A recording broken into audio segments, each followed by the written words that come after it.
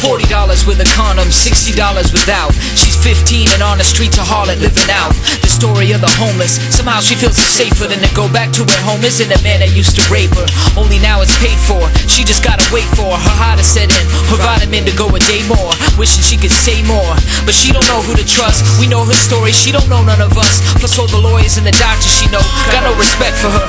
Why would they stop her when they paying to have sex with her? And every day she's left with a bruise to remind her she's lost in a world where ain't nobody trying to find her. It's the effect of the brainwash, to reject and blame for the pain she injects, keeps infecting the same sore.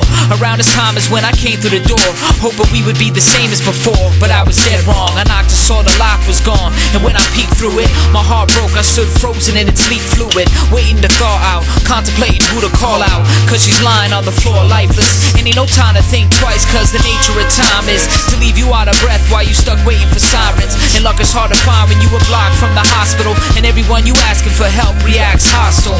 She's hardly breathing, her arteries are bleeding. I hate to break your party, but somebody find a reason. Shut up and grab a feet, please, I'm asking for help. The blood escaping her arms described exactly how I felt. This is a story of a girl that never knew her mother. Before she goes, I hope she knows that someone truly loves her. And it's that love that got me staring at her heartbeat. The last man to hold her hand before her heart sleeps.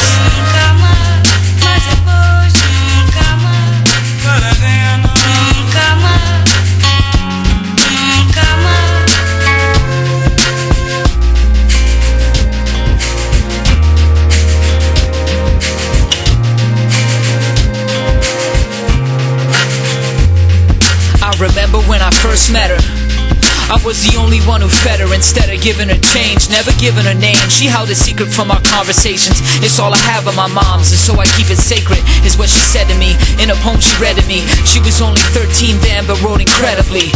Regrettably, that'd be the last time we talk. On our path to being friends, we walked fast, but it was cut short. You know the cliche, a day late, plus a buck short. And with demons to pay, you know she must work. I never knew how to help her, but in my heart I felt her. For a year and a half, I was praying she'd find shelter. Then I heard about this dealer and the cards that he had dealt her, the apartment where he held her and how he started to sell her. Now what can I tell her when she's frigid and cold? My tears fell on the bridge of her nose and mixed with the life leaving. I try to fight the bleeding and give her another reason she should open her eyes. But why should she hope for a guy she barely knew to carry her through the doorway of the ICU?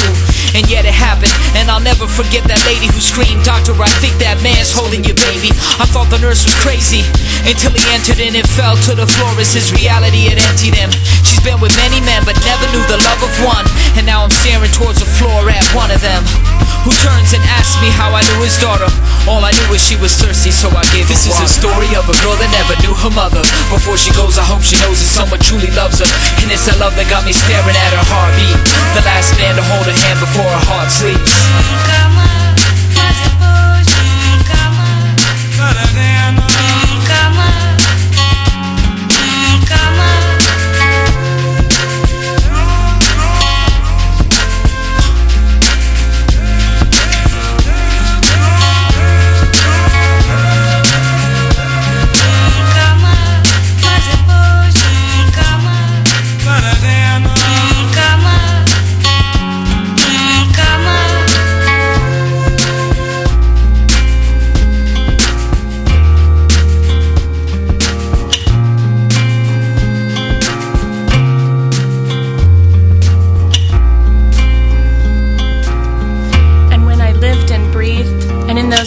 Of nothing and everything, I wanted to know there was something more than this, something so much more than this.